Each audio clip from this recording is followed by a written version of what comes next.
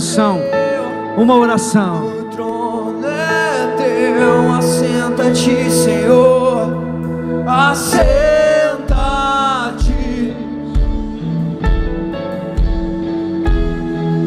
no trono do meu coração, assenta-te, Senhor, o trono é teu, o trono é teu, tu és o mais lindo entre os milhares, tu és a rosa de Saron, em toda a terra não há quem se compare a ti, quem se compare a ti, tu és o mais lindo entre os milhares.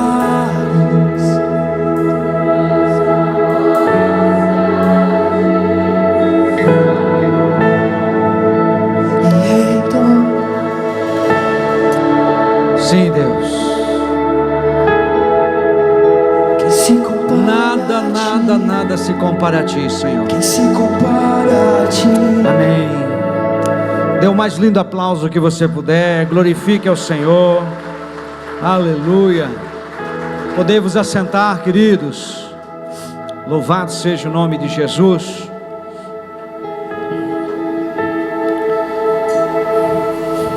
Quem gosta de vencer?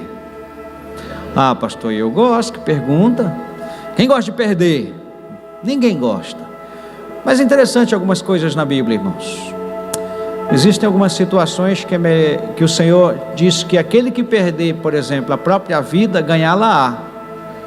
Aí a pessoa fala, mas como assim? E a Bíblia também diz que nós somos mais do que vencedores. Então nós temos que parar agora para chamar as crianças, né, Marcela? Cadê as crianças de quantos anos? Até 12 anos aqui na frente, à minha direita, com a irmã Marcela. As crianças terão uma ministração de 3 a 12 anos. Olha que lindo. Sem sentar em cima aí. Vocês estão parecendo velho de 92 anos, já achei que tem que sentar. Coisa linda. Oi. A Mariana tá para ganhar uma irmãzinha, né, Mariana? Nós sempre ensinamos, irmãos, que esse momento é para que os irmãos que vão ministrar seus filhos, vão ministrar a palavra de Deus para eles, vão inserir valores bíblicos. Porém, se o seu filho já vem de casa com aquela falta de educação, características de crianças que o pai e a mãe não corrigem, o professor vai pegar seu filho e vai trazer para você, tá bom? Ah, e não adianta ficar nervoso não, isso é porque a gente te ama, porque a Bíblia diz que Deus corrige o filho que ama, e se aqui é um ambiente de Deus, é natural que nesse ambiente de Deus, o seu filho, se ele não aceitou ali atrás uma correção, o professor não vai ralhar com ele, não vai brigar com ele, só vai dizer, filho, vamos ali, está aqui papai, mamãe, está aqui seu filho. Significa que ele comportou-se mal. Os pais estão de acordo? Amém? Sem ficar bravo. Isso é maturidade, viu, irmãos? É igual hoje o pessoal está dando pancada em professor, achando que o professor tem a responsabilidade de educar seu filho. Tem direto na internet o professor apanhando desses moleques que estão aí cheios de falta de educação, falta de levar rei em casa do pai e da mãe, né? E estão aprontando aí. Esse pessoal esquerdista apoia o moleque que faz isso, o pai da criança que vai lá defender o filho, e o professor é o miserável, que além de ganhar pouco, ainda apanha de um moleque sem educação, né, Lu? Então aqui na igreja eles vão ser ministrados ali a palavra de Deus, amém, irmãos? Glória a Deus. Estenda a sua mão para cá, abençoe as crianças. Pai, em nome de Jesus, obrigado por cada um dos pequeninos que o Senhor tem colocado em nossa vida. Também, Senhor, eu quero te agradecer por todos os que estão a caminho, Senhor. Ó Deus, em nome de Jesus, que a gestação das mamães sejam tranquila e saudável, que todos aqueles que já estão em nosso meio, Senhor, sejam amados no Senhor, sejam ministrados. Abençoe os ministros que estarão com eles ali, em nome de Jesus. Amém. Amém. Fala que tem uma filmadora ali atrás para eles, se chama Olhos do Senhor. Vocês repararam que entrou em nosso meio o pastor Domício Júnior? Coisa linda. Agora eu comecei a tremer, irmão. Eu não sei, agora eu estou tentando entender aqui. Eu acho que eu comecei a perceber aqui como é que ficou, irmãos. O leão na cova do Daniel. O Daniel está em nosso meio, irmão. Eu acho que eu vou desistir de pregar. Feliz demais de ter o pastor Domício e sua família conosco. Hoje está acompanhado do galardão que ele já ganhou na terra, né, Domício? A pastora Vanessa, seus filhos Davi e Lucas. Que bom tê-los aqui. Eu estava falando, irmãos, a respeito de um comportamento de vencedor, de como, se o Senhor nos chama de vencedores, e Ele fala em algumas situações que aquele que perde é que ganha. Eu queria compreender um pouquinho sobre isso nessa noite. Para tanto eu convido você então a abrir sua Bíblia, Romanos capítulo 8, verso 31. Aleluia. Daqui a pouquinho vocês vão conhecer a Isabelle Marques da Silva Oliveira, irmãos. Daqui a pouquinho já está em nosso meio a pequena Isabelle. Irmãos, até dezembro tem 7 para chegar. Aleluia. Já diminuiu, né? Agora falta 6, né? Falta 5. Já chegou a da Thaís, já chegou agora a da Valquíria. Falta 5, aleluia. Daqui a pouco é a Alice. A Lu já está ali, né? Contando os dias, né, Lu? Todos encontraram, queridos? Romanos capítulo 8, verso 31 diz assim: que diremos, pois, a estas coisas? Se Deus é por nós, quem será contra nós? Aquele que nem mesmo a seu próprio filho poupou, antes o entregou por todos nós, como nos não dará também com ele todas as coisas? Quem intentará acusação contra os escolhidos de Deus? É Deus quem os justifica. Quem os condenará? Pois é Cristo quem morreu, ou antes, quem ressuscitou dentre os mortos, o que está à direita de Deus e também intercede por nós. Esse texto fala uma frase, né, que todas as pessoas que estão em situações, eu já vi eles dizerem assim: não, fica tranquilo, se Deus é por nós, quem será contra nós? Quantas vezes, talvez até você já disse isso. Mas os vencedores, eles têm características que os diferem dos perdedores, e eu quero tratar sobre isso, né? Só no céu, irmãos, que nenhum perdedor vai entrar, mas no céu é que os perdedores vão entrar. Pronto, deu um nó na cabeça, né? Porque aquele que perdeu a sua vida aqui, ganhou a do céu, mas aquele que tentou ganhar a sua vida aqui, perdeu a do céu. E hoje eu quero mostrar para você, talvez, algumas características de pessoas que foram vencedores, e a Bíblia relata o nome de alguns deles. Vencedores fazem coisas incríveis, e eles têm características que os diferenciam. E é interessante que todo vencedor, ele precisa estar em Cristo. Eu estou falando para a igreja, então eu não vou falar sob a ótica, por exemplo, estamos prestes a viver os dias de Olimpíadas no Brasil, ali no Rio de Janeiro, onde os vencedores receberão medalha de ouro, os perdedores recebem medalha de prata e de bronze, e os mais do que perdedores não recebem nada. Só os vencedores vão para o pódio, e eles podem ser descritos como o primeiro, segundo e terceiro lugar, mas o segundo e o terceiro, irmãos, nunca estão felizes. Eles estão, melhor do que não ganhar nenhuma medalha, mas o primeiro estufa o peito e todo mundo lembra dele. O primeiro, ele treinou, ele se esforçou, ele fez algo que por muitos dias fez com que ele perdesse, quem sabe, momentos de alegria em família, festas, situações que, por conta do treino, que exigia dele um comportamento, manteve essa pessoa longe até das pessoas que ele amava. Mas quando ele chega ali no pódio e a glória da vitória chega, essa pessoa, ela diz, valeu a pena. Tanto é que muitos se emocionam, e talvez, eu não sei se você é como eu, mas já deve ter se emocionado muitas vezes também em ver pessoas que subiram ao pódio e começaram a chorar. Eu choro toda vez que eu vejo alguém que se dedicou e chegou em primeiro lugar. Mas eu me emociono também quando eu vejo alguém que perde, mas não desistiu da batalha, não desistiu da pegada, não desistiu da peleja. Minha filha se chama Gabriele por uma razão, por causa de uma perdedora. Em 1986, nas Olimpíadas, se eu não estiver enganado com a data, uma mulher chamada Gabriele Anderson. Ninguém lembra do primeiro lugar naquela Olimpíada, mas todo mundo lembra da perdedora Gabriele. O estádio se levantou para olhar uma perdedora entrar no estádio. Uma mulher que perdeu o primeiro lugar, ela não foi para o pódio. Mas se alguém aqui for muito bom de memória e conhecer a história, não vai lembrar nem do primeiro lugar. Muito difícil você lembrar. Eu não, conhecendo a história, eu não lembro. Eu só foco a Gabriele. A Gabriele foi a última a entrar no estádio naquele dia. Gabriele Anderson entrou se arrastando, e os médicos tentavam ampará-la. Alguém dizia, não toque nela, ou quem sabe ela mesma, me deixa que eu vou chegar. Essa marca precisa estar inserida em você, na sua vida espiritual. E olhando para a Bíblia, a gente encontra algumas pessoas muito vencedoras.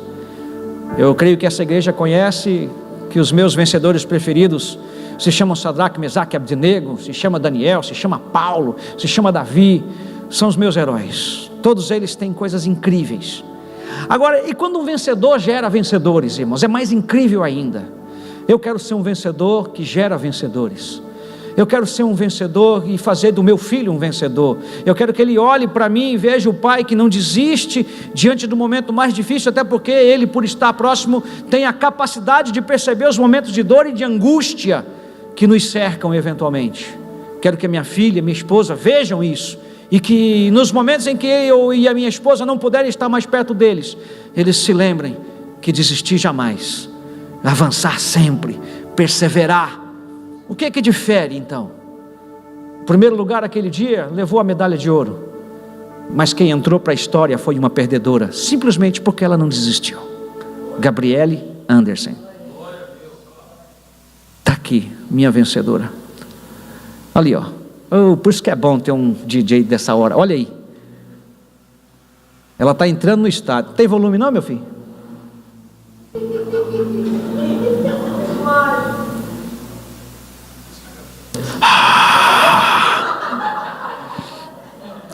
Olha o estádio, ó.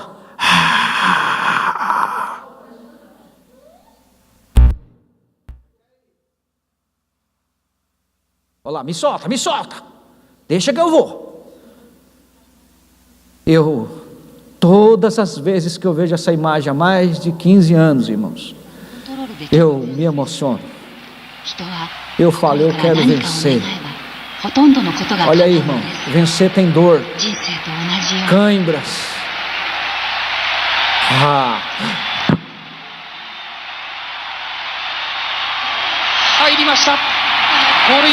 Ali ela cruzou a linha de chegada.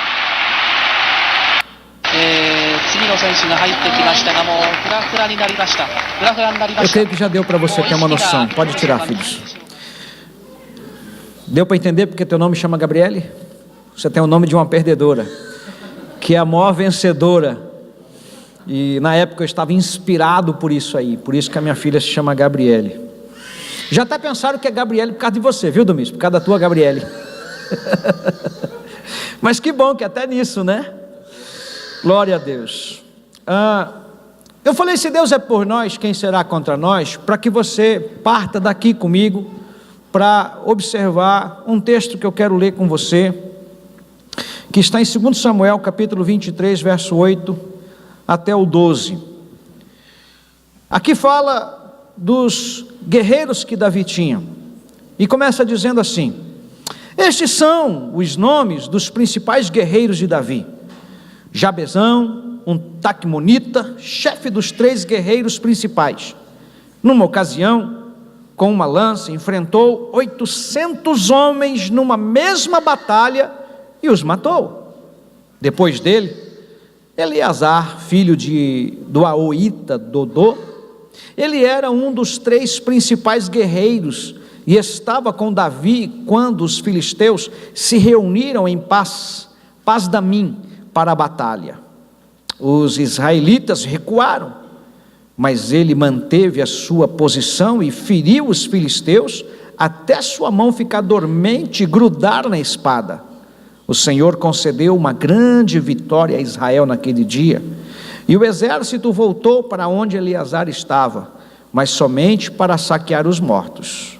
Depois dele, Samar, filho de Agé, de Arar, os filisteus reuniram-se em Leí, onde havia uma plantação de lentilha. O exército de Israel fugiu dos filisteus, mas Samar tomou posição no meio da plantação, defendeu-a e derrotou os filisteus. O Senhor concedeu-lhe uma grande vitória. Davi, ele tinha muitos guerreiros, ele próprio era um guerreiro vencedor. As batalhas que Davi entrou, ele venceu. A única batalha que Davi não conseguiu vencer foi a dele próprio, quando, por conta da ociosidade, por conta, quem sabe, do excesso de confiança, por conta de um desleixo, no momento em que todas as vitórias o cercavam, ele estava correndo perigo quando ele visualiza uma linda mulher, e você já sabe tudo o que aconteceu. E como eu não quero falar de Davi, mas do que ele gerou, esses homens que começaram a andar com Davi foram muitos guerreiros. A Bíblia destaca 37 deles. Destes 37, a gente vai conversar um pouquinho sobre 3. Esses 3 que nós acabamos de mostrar para vocês. Esse irmão chamado Jabezão, ele era um chefe, e numa ocasião, 800 homens, irmãos, 800 homens guerreiros vieram contra ele. A Bíblia diz que ele os matou. Já imaginou? Não só a força, ele era grande, pequeno, a Bíblia não descreve, mas é interessante que a Bíblia descreve que através deles houve um grande livramento. Aqui eu começo a aprender que a minha vida, as minhas vitórias, eu preciso glorificar a Deus com a minha vida. Tudo que eu possuo, tudo que eu tenho, eu preciso glorificar a Deus. As minhas batalhas precisam glorificar a Deus. O que eu sou precisa glorificar a Deus. E essa é uma das características dos mais do que vencedores. O que eles fazem é para a glória de Deus. Se você vence nos negócios, que seja para a glória de Deus. Ganha muito dinheiro, que seja para a glória de Deus. O sucesso precisa ser para a glória de Deus, porque se não for para a glória de Deus, em pouco tempo esse vencedor será um derrotado. Assistindo um documentário há um tempo atrás, vi a história de um promotor que, dominado pelo crack, estava agora derrotado. Filmaram ele e ele perdeu toda a sua credibilidade. Um empresário no ramo de transportes urbanos perdeu sua empresa de ônibus por causa do crack. Os vencedores podem sucumbir se eles não estiverem embasados em Cristo, firmados em Deus. A gente vê muitas pessoas que chegam lá em cima e que de uma hora para outra caem como um meteoro. Esses homens, a Bíblia registra a história dele para que eu e você possamos entender e aprender que as suas lutas, as suas vitórias e até mesmo seus momentos de aparente derrota, como aquela em que para o diabo era uma vitória, mas para Deus, para o diabo era uma vitória, para Deus também era uma vitória. O momento que Cristo na cruz está dizendo, está consumado. O diabo não entendia nada daquilo, e ele achou que aquilo era uma vitória. Só que aquilo era uma vitória que ia tirar você para sempre das garras do diabo. Aquela morte lá na cruz, que para o diabo e todos os demônios que o acompanhavam, eles celebraram a morte de Cristo. Naquele momento ali ele estava selando a própria condenação, e ele não percebia isso. Então nós olhamos para o texto e percebemos que esses 3 homens, o que tem de diferente neles é que a vitória deles proporcionava glória para Deus. Através deles, o povo de Israel vencia. É interessante que eles estavam sozinhos. Por exemplo, onde estavam os companheiros desse homem que venceu 800? Se ninguém entrou, é porque ele havia sido abandonado no campo de batalha. O segundo a mesma coisa e o terceiro a mesma coisa. Por isso que eu quero falar deles. Normalmente estamos cercados de pessoas, pensamos que temos muitos amigos e até alguns familiares que parece que estão conosco. Mas você quer descobrir quando é que estão com você mesmo? Existem 2 momentos. O primeiro deles é quando você fica a zero, doente, sem finança. Você vai descobrir. E no momento que você quer descobrir de verdade mesmo quem está com você, é quando você fica muito bem de vida, irmão.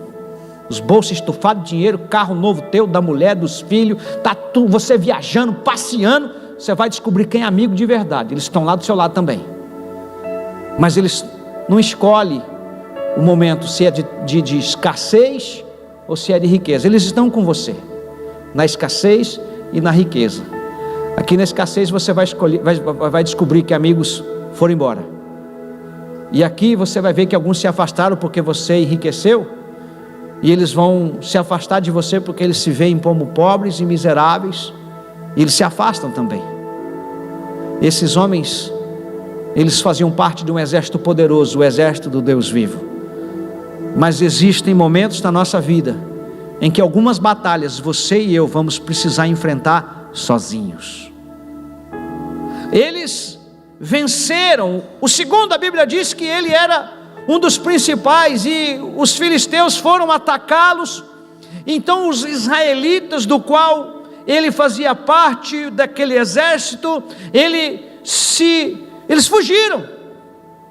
Ele começou a guerrear, e ele feriu muitos homens naquele dia. Ele estava sozinho. E a Bíblia descreve algo interessante: uma espada que a mão dele ficou dormente. Eu imagino aquela mão toda tomada de sangue, o sangue coagulou, secou, que eu penso que ele não tinha nem força mais para segurar aquela espada. Porém, a maneira como ele lutava vigorosamente, ele foi derrotando pessoas. Eu vejo aqui, irmãos, que você precisa, que a gente chama hoje a Bíblia de espada. A palavra de Deus é a nossa arma para vencer. É dela que nós precisamos nos alimentar. Timóteo fala que você precisa manusear bem a palavra. E eu penso que esse sujeito aqui, ele manuseava bem aquela espada, que ela virou uma só com ele. Que eu olhava para ele e não conseguia ver o cabo da espada nem a mão, só via uma bola de sangue. E ele tomado e guerreando e lutando, e ele vencendo. Você precisa entender isso. Sem a palavra de Deus, eu sinto em te dizer, você já está derrotado. Já. E talvez eu falo para gente que vive de ano em ano, é de derrota em derrota. Infelizmente, já estamos no meio do ano, não ganhou uma vida para Jesus, não consegue ser fiel nas finanças, não consegue ser fiel no casamento, não consegue ser fiel para pai e mãe. Vida de derrota. Você começa a estudar, vai num trabalho, 3 meses te mandam embora, porque você não consegue nem chegar ao nível da mediocridade, que é para pelo menos se manter no emprego. Faz tudo mais ou menos, tudo meia boca. Você precisa se superar. Bate no peito e diga: eu preciso me superar. Ser mais do que vencedor. Esse aqui, ele tinha um compromisso com a espada dele, ele tinha um compromisso com o rei dele. E aqui descreve que o momento que a espada estava na mão dele, tomada de uma bola de sangue, eu imagino aquilo, ele virou um só. Ele e a espada era uma só. Quem olhar para você precisa ver uma palavra de Deus ambulante. João capítulo 15, verso 7 diz exatamente isso: se vós estiverdes em mim, e as minhas palavras estiverem em vós, pedireis tudo o que quiserdes e vos será feito. É isso que eu estou dizendo para você. Esse sujeito foi abandonado pelos amigos, pelos colegas, pelo exército, foi abandonado, eles correram, eles fugiram. Mas a Bíblia diz que ele empunhou a sua espada, sua mão ficou dormente, o sangue tomou, e aquele dia o Senhor concedeu uma grande vitória em Israel, através de um homem. Quando a gente lembra de Gideão, escolhendo seu poderoso exército de 32 mil homens, a ótica de Deus era outra. Afinal das contas só sobrou 300. Deus só precisa de um para mudar a história. Quer mudar a história da sua família? Para de acusar seu cônjuge, para de acusar seus pais, seus filhos, para de acusar a sua igreja, seus pastores. Olhe para dentro de você e tome posição. Ele venceu, e Deus está aqui dizendo que houve uma grande vitória para Israel naquele dia, porque um homem chamado Eleazar estava de prontidão. Tem alguém de prontidão aqui nessa noite? Deus vai te dar a oportunidade de empunhar a tua espada. Você pode estar cercado de inimigos. Ninguém é crente na minha casa, pastor. Até hoje. Quem sabe porque não vê um homem ou uma mulher de vida de oração? Quem sabe você tem um discurso e na prática é outro? Quem vai querer andar com derrotados? Quem vai querer andar com alguém que fala uma coisa e faz outra? Não é à toa que está escrito: sua palavra precisa ser sim, sim, não, não. Mas hoje, infelizmente, o que faz com que o caráter das pessoas seja totalmente destruído é: não sei, se quero, se não quero, se vou, se não vou, vou, mas não vai. Fala que vai pagar, mas não paga. Fala que é, mas na verdade não é. Fala que está querendo, mas não quer. Fala que vai comprometer-se com o trabalho, mas não se compromete. Fala que vai fazer parte, não faz. Isso aí no mundo aí fora. Ninguém acredita em pessoas assim. Dentro da igreja não é diferente. As pessoas só precisam olhar para você e acreditar. Fulano falou? Opa, fulano cumpre. Fulano falou que vai fazer? Pode ficar tranquilo. Aquilo ali tem responsabilidade. É isso que eles estão mostrando para nós nessa noite. Olha para o terceiro. Depois dele, Eleazar, filho de Aoita. Ele era um dos 3 principais guerreiros que esteve com Davi, com os filisteus, quando os filisteus se reuniram. Os israelitas. Esse é o Eleazar, irmãos. Eu quero falar do terceiro, perdão.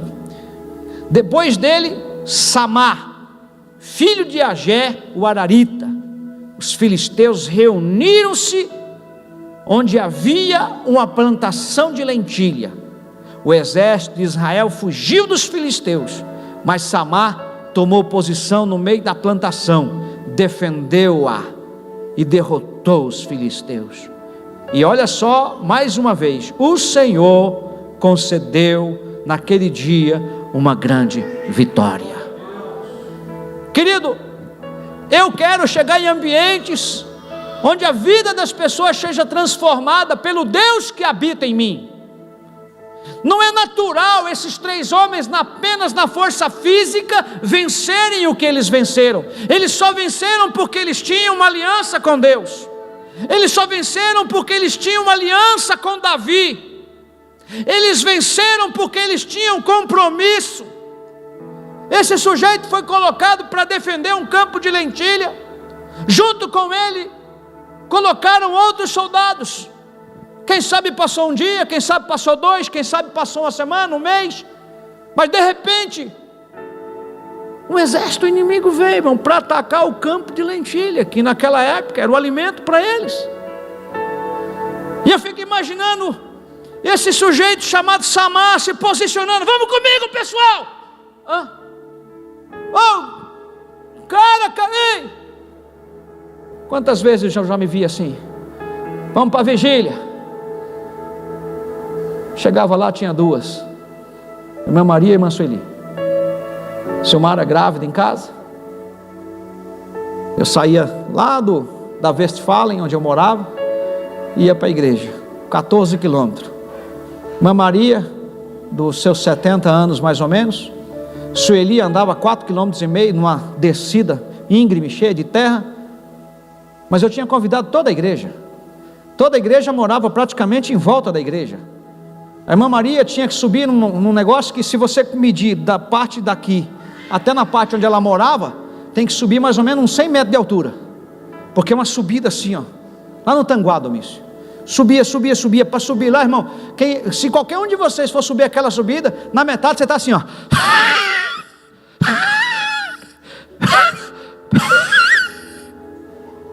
A irmã Maria subia com a biblinha dela debaixo do braço. Você quer ver? Volta um pouquinho mais. Vila Marta, a irmã Ditinha, 81 anos. Todo mundo domingo nós vamos evangelizar, pessoal, 7 da manhã aqui na porta da Vila Marta, a igreja que eu comecei. Cheguei lá, tinha 3 jovens e a irmã Ditinha. Até a senhora veio, irmã Ditinha. O senhor falou toda a igreja e eu vi. Nunca esqueci isso.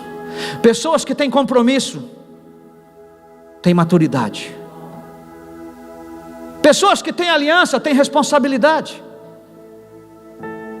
Eu não me preocupo quando eu viajo de trazer preletores para entreter vocês. Ficam os discípulos que são fiéis e vêm os discípulos que são fiéis. Na segunda-feira mandei o estudo do GF de quarta. Falei para o Vitor imprimir para mim os 15 que normalmente. É que nesse dia não veio todo mundo. Os discípulos. Veio só um pouquinho, pastor. Veio meio descompromissado. É compromisso mais ou menos. Com certeza você tem os seus argumentos. Dê eles para Deus. Sabe, irmãos, esse sujeito só venceu, esses 3 aqui, porque havia neles gratidão a Deus, aliança com Deus, coragem para enfrentar os inimigos. A Bíblia diz que o nosso inimigo não é carne nem sangue. A sua luta é contra principados e potestades. Agora entenda que o diabo vai usar pessoas para te parar, para distrair você. Neemias estava na reconstrução dos muros e Gesem, Sanbalat e Tobias trabalhavam para o atrapalhar, para o impedir, para que não houvesse a conclusão da reconstrução dos muros. E ele diz um recadinho para eles: olha, eu estou numa grande obra, eu não posso parar.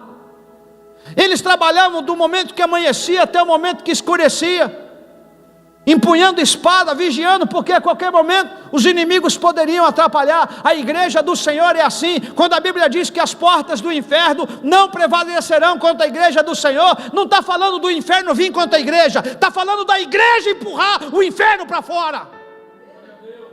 Não é o inferno que avança contra a igreja, entenda isso. Se o inferno vem, eu tenho que fazer isso aqui, ó. O inferno está prevalecendo se eu estou recuando. Quando é que você recua?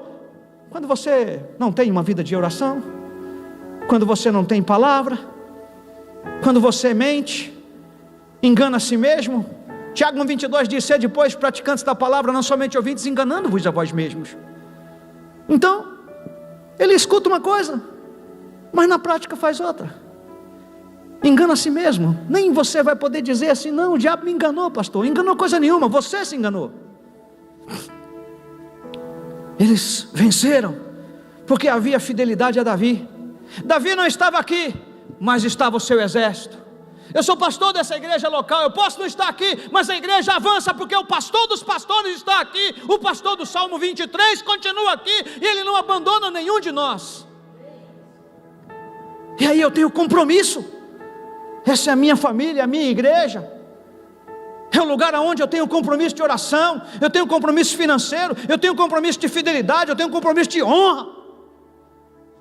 Samar venceu, irmãos. A Bíblia diz que ele se posicionou no campo de lentilha, mesmo que seus companheiros o abandonaram. Já foi abandonado? Estava dizendo para uma mulher agora há pouquinho: mantenha sua posição, não desça ao nível dos perdedores, mantenha-se, tenha classe, tenha postura, não baixa e fique da mesma laia dos perdedores, murmuradores. Todo murmurador é ingrato, todo ingrato é rebelde. Aqui você vê homens com compromisso. Tem alguém com compromisso aqui? Tenha compromisso de oração. É todo dia na sua casa, não é de domingo em domingo, é todo dia no seu lar. Lá na sua empresa, trabalha com ímpios, e você está lá no meio, mas ninguém te identifica como um cristão, porque você é da mesma laia dos ímpios. Sua característica não é de aquele que condena as pessoas que estão à sua volta, porque eles não são da sua fé, mas a sua fé os inspira a querer parecer com cada um que está ali trabalhando, e é crente, é um genuíno homem de Deus, é uma genuína mulher de Deus. Eles olham para você e querem te imitar, porque tem algo diferente em você. Você fala e você cumpre, você não engana. Todo mundo faz errado, mas você não é todo mundo, você faz parte da igreja que vai morar no céu. É isso que mostra esses homens. Eu vejo isso nesse trecho de leitura. Aliança com o Senhor, essa aliança com Deus. Quando Davi começou a sua trajetória, foi lá atrás, sozinho, ninguém nem sabia, nem a família via que ele tinha tanta coragem. Eu fico imaginando Davi chegando para o pai dele: pai, o senhor não faz ideia, hoje apareceu um leão lá, pegou uma ovelhinha, papai. Ah, pai, eu corri atrás, dei uns tapas no leão, peguei a ovelha, ele veio de volta. Ô irmão, se levou a ovelha, graças a Deus não levou eu, que lasca a ovelha para lá. Mas Davi não, irmão. Eu imagino ele contando para o pai dele: pai, eu matei o leão. Outro dia, paizão, apareceu o urso. Eu matei o urso, anônimo. Mas nas horas que estava lá cuidando das ovelhinhas do papai dele, aparentemente talvez uma coisa insignificante, estou aqui no meio desse cheiro horroroso, porque a ovelha também defeca, fede, e ele estava lá cuidando, mas ele permanecia. Os irmãos faziam coisas importantes, e um dia os irmãos foram fazer uma coisa importante, eles foram para a guerra. Davi, vai para o campo. Tá bom, pai.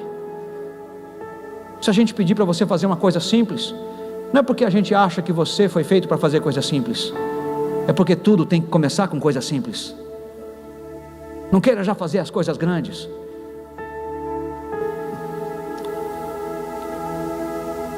Você precisa entender que Deus mostra através de Davi que ele começou nas pequenas coisas para se tornar o rei que se tornou. Você vai em Israel lá, o outro nome é cidade do rei Davi.